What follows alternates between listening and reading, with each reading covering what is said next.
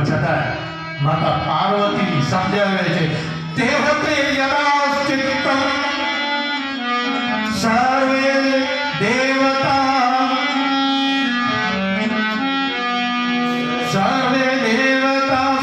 સ્વાર્થની ગતે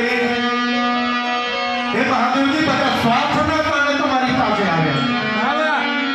હે મારા પતિ પરમેશ્વર અત્યારે બધા તમારી સામે રગડે છે ને બધા સ્વાર્થ છે અને ત્યારે માતા પાર્વતીની બધી વાત દેવતાઓ સમજી ગયા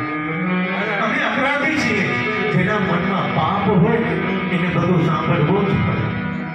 પણ જેના મનમાં પાપ ન હોય તરત ઉભો થઈ જાય અને કહેશે આ મારો વાંક નથી મેં જે શું કીધું પણ આ દેવતાઓના મનમાં પાપ નહોતો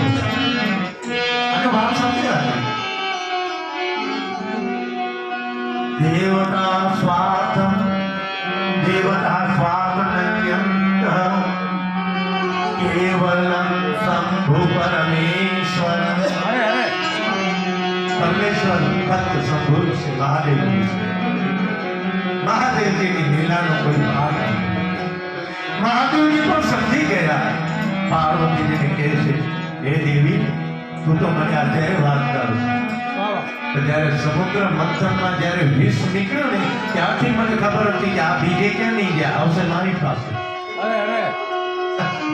મહાદેવજી અંતર્યામી છે કરુણામય એટલા માટે કહેવામાં આવે છે કરુણાત્મક મહાદેવજીને પરિપૂર્ણ ખબર છે